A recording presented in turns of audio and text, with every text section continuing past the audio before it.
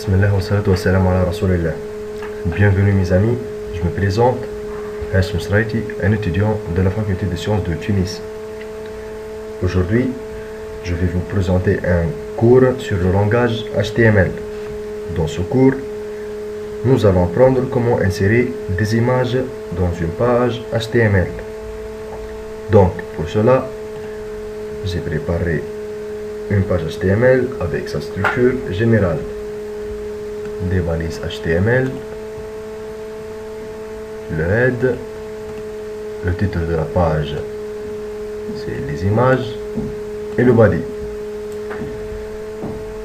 Dans le body, je vais mettre la balise d'image qui s'écrit sous cette forme-là, IMG, comme ça. Donc, c'est une balise unique.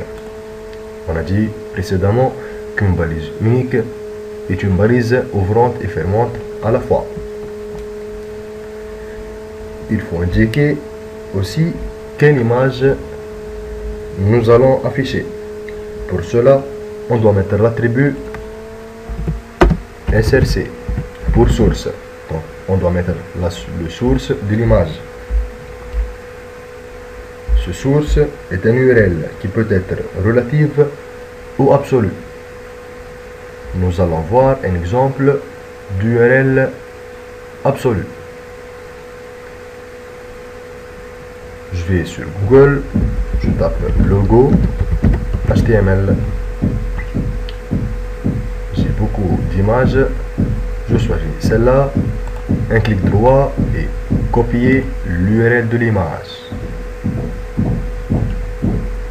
Je vais sur l'attribut source et je fais un copier de l'URL. Exécution et j'exécute sur Google Chrome.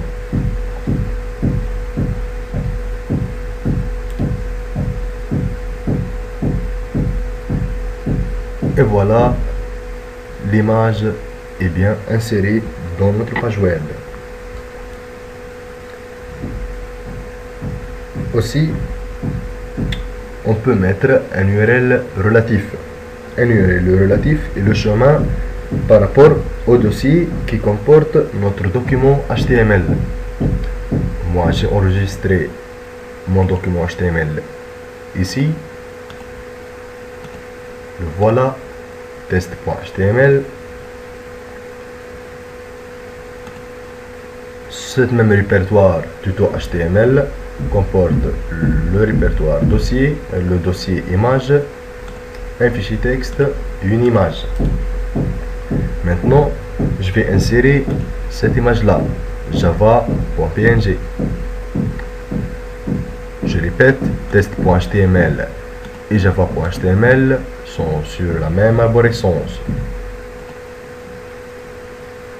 En Notepad, je fais un retour et j'écris tout simplement java.jpg.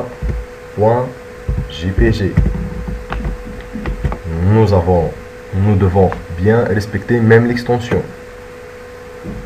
Je reviens et voici mon image. I love Java.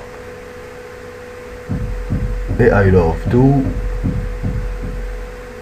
le HTML. Ensuite, j'ai un dossier qui s'appelle image, qui contient cette image-là et une autre image. Je vais insérer l'image moi.jpg. Donc, avant tout, je dois aller vers image. Maintenant, je suis à ce niveau-là, image, et puis je dis moi.jpg.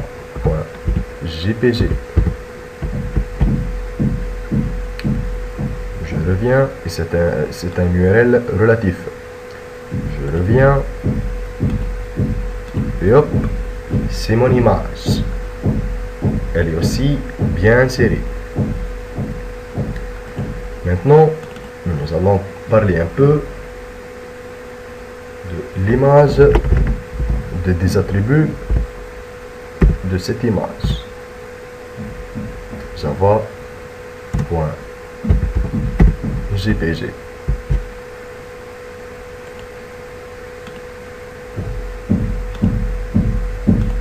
Pas d'image, donc j'ai une faute. C'est comme ça.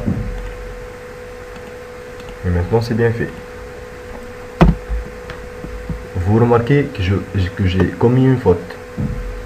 Lorsque vous commettez une faute, l'image ne s'insère pas.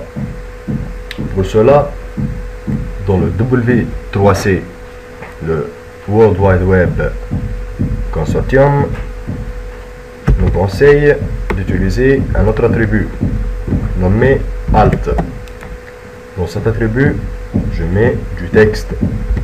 I love HTML2. Ce texte va être présent en cas d'erreur. Donc ce texte va remplacer l'image. Si on peut comparer ça au bloc try catch en Java, sur le bloc catch en Java. Donc si j'ai une erreur ici, je fais un try. Si l'erreur, j'exécute ça. Donc I love HTML2 va prendre la place de l'image erronée. Dans ce cas, je fais un alt et je refresh. Le texte ne s'affiche pas car l'image marche bien. Je teste un cas d'erreur, je trompe et j'écris java.jpg à la place de java.jpg. Je refresh et voici pas d'image.